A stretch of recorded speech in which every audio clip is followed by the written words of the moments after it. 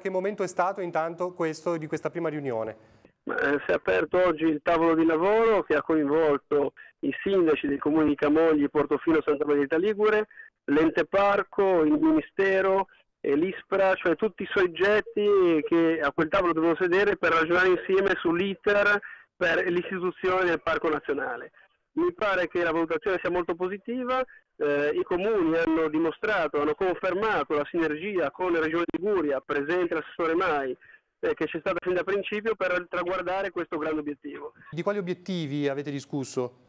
Ma direi che la giornata di oggi è stata dedicata anche a capire quali potevano essere le perplessità o le esigenze di chiarimenti. Alcuni temi per noi ovviamente sono fondamentali, sono quello delle garanzie per il personale esistente nell'ente, quello dei rapporti tra parco terrestre e parco marino e quello della perimetrazione del parco. Ecco, tra parco marino e parco terrestre vi sono state date delle garanzie?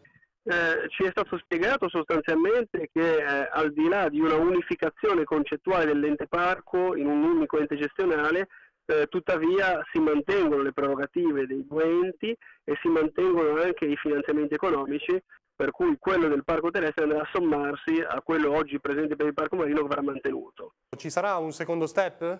Sì, il secondo step è previsto per entro il 30 di settembre, ci siamo dati dei lavori, dei compiti da svolgere durante l'estate per arrivare poi a settembre con le idee più chiare su una serie di punti che ci consentiranno di concertare già una fase, diciamo, di attività più concrete per prendere insieme delle decisioni. Quanto si dovrà aspettare per poter arrivare alla definizione di parco nazionale? Per la fase istitutiva è stato indicato come termine presumibile da parte del Ministero circa 9-10 mesi, un termine obiettivamente ottimistico rispetto a cui siamo abituati, ma metteremo tutta la buona volontà e la nostra operatività per cercare di rispettarlo.